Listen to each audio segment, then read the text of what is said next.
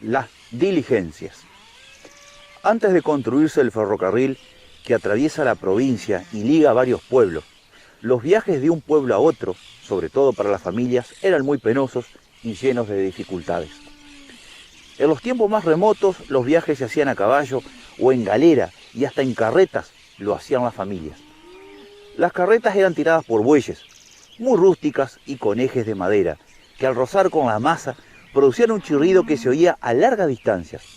Los carruajes o galeras eran muy escasos y solo los tenían la gente pudiente. En el año 1860 más o menos, se establecieron las diligencias que hacían viajes periódicos entre algunas ciudades y villas.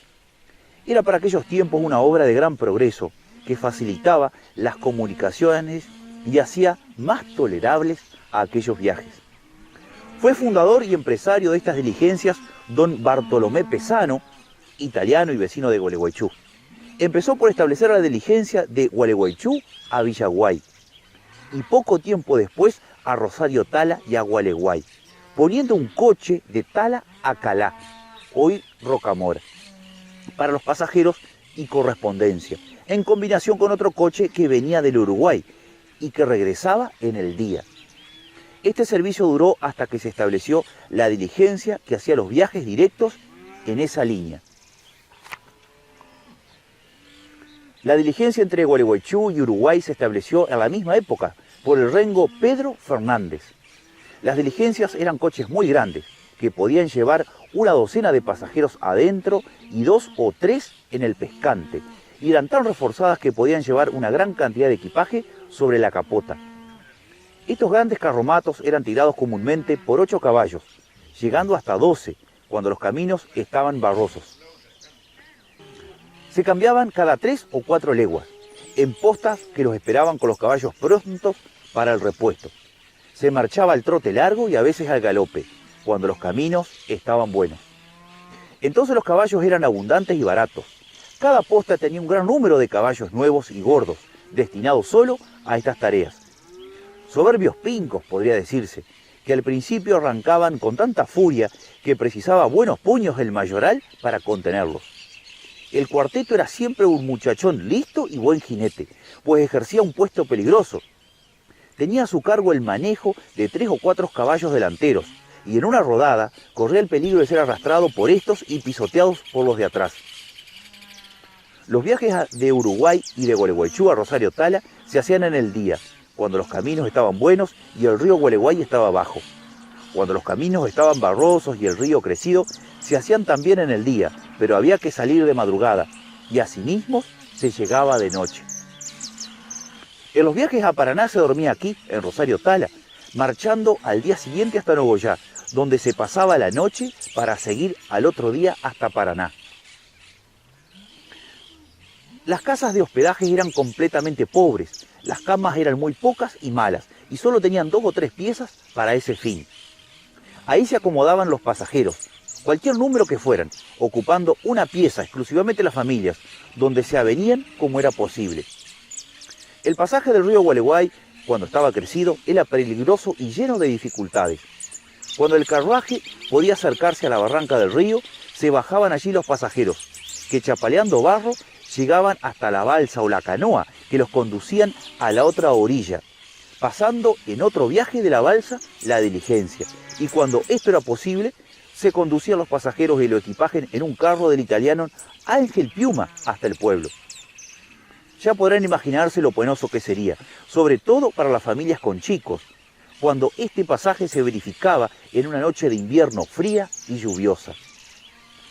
Entre estos accidentes molestos y peligrosos se cuenta una caída de la diligencia al río por haber fallado las amarras de la balsa, ahogándose 3 o 4 caballos que tiraban y salvando el mayoral milagrosamente. Entre los pasajeros venían Acebal, Piallo y Viñoli, vecinos de Victoria, que no corrieron peligro por estar en tierra con los demás pasajeros. En aquellos tiempos los campos eran abiertos y los caminos más rectos y amplios, pudiendo desviarse a uno u otro lado cuantas veces se hacía necesario, lo mismo que los pasos y fajina de los arroyos, salvando los malos pasos y acortando las distancias. Las diligencias llevaban 2 asientos laterales de todo el largo de la caja, donde se sentaban los pasajeros frente a frente y formando 2 hileras.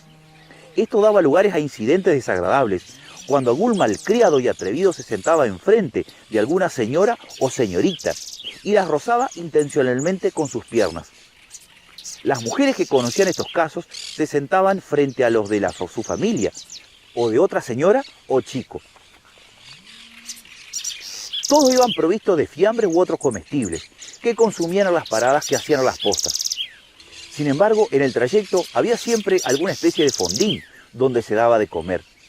En la línea del Uruguay a Tala, en la posta de Gená, estaba la casa de Baucero, donde se servía un ligero pero confortable almuerzo.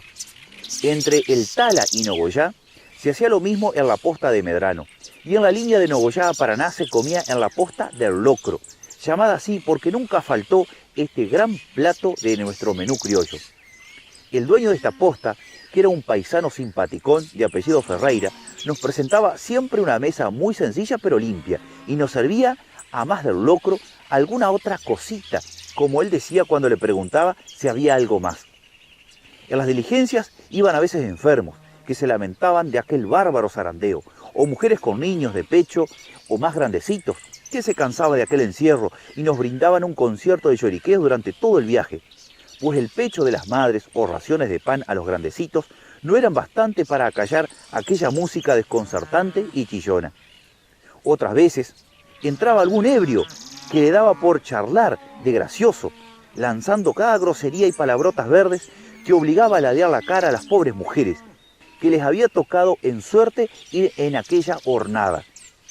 He visto una vez a uno de estos alcoholizados engullirse un tarro de sardina y un trozo de salchichón, con una botella de vino Carlón, cuyas sustancias heterogéneas con el movimiento de la galera se convulsionaron y obligaron al causante de aquel desorden a lanzarlas por las ventanillas, entre arcadas y otras explosiones del órgano oculto y expelente, que causaron muchas risas a los presentes y provocaron las iras y amenazas del borracho, que a no haberse vuelto el silencio y la seriedad que el caso imponía, se hubiera convertido aquella jaula en un campo de agramante. Don Manuel Grimau me cuenta que siendo muy joven hizo un viaje a Gualeguay en diligencia, llevando enfrente a don Juan Genaro Maciel, que fue vecino comerciante en este pueblo, y que en una de esas grandes sacudidas del coche su cara chocó con la de aquel, tan bruscamente que, si no le rompió la nariz, se le hizo asombrar copiosamente, y que éste se enfureció y lo amenazó con los puños cerrados, largándole cuanta injuria registra nuestra jerga criolla. Muchos otros episodios y malos ratos se ha pasado en estos históricos viajes, particularmente a las señoras, a quienes el pundonor las retenía y obligaba a molestas abstenciones. Largo sería enumerar tan variados casos, y lo voy a pasar por alto para no alargar este relato y porque los lectores se darán cuenta de todas estas peripecias. Los primeros mayorales de estas líneas fueron Santiago Zunino, Juan Bonetti y Matelín, italianos los tres. Este último estaba reputado como un Hércules, pues contaba que volteó un potro de una trompada, dejándolo poco menos que muerto. Si entonces se hubiera conocido el gran deporte del boxeo, Matelín habría ganado el campeonato mundial. En los últimos tiempos fue mayoral de la diligencia de Uruguay de Rosario Tala, Berto Peñasco, hombre honrado y puntual en el desempeño de sus deberes. Nunca faltó a sus obligaciones. Todo lo atendía y realizaba enseguida por difícil y peligroso que fuera. Entonces las diligencias eran un medio para el transporte de dinero y otros caudales. Yo fui receptor de rentas en este departamento en los años 1876 a 1881 y muchas veces confié a Berto la conducción a la contaduría de los dineros recaudados sin que faltara un solo centavo. Era moneda metálica, plata y oro, que algunas veces guardaba Berto en un formidable culero que tenía, con bolsillos tan grandes que más parecían lincheras. Tal era la locomoción en aquellos tiempos, lerda, rústica e incómoda. ¿Qué diferencia con los medios de transporte que hoy tenemos? Antes solo teníamos una que otra galera, monumental por lo grande y pesada, y carretas que marchaban al paso del buey. Hoy nos incitan a viajar los ferrocarriles y los automóviles, que no hay estanciero ni colono que no los tengan. Los aeroplanos que se centuplican diariamente también volarán pronto con pasajeros, rompiendo las nubes y tragando por minutos las grandes distancias. Julián Monzón, Recuerdos del pasado, vida y costumbres de Entre Ríos en los tiempos viejos. Biblioteca Entrerriana Básica, Ediciones del CLE.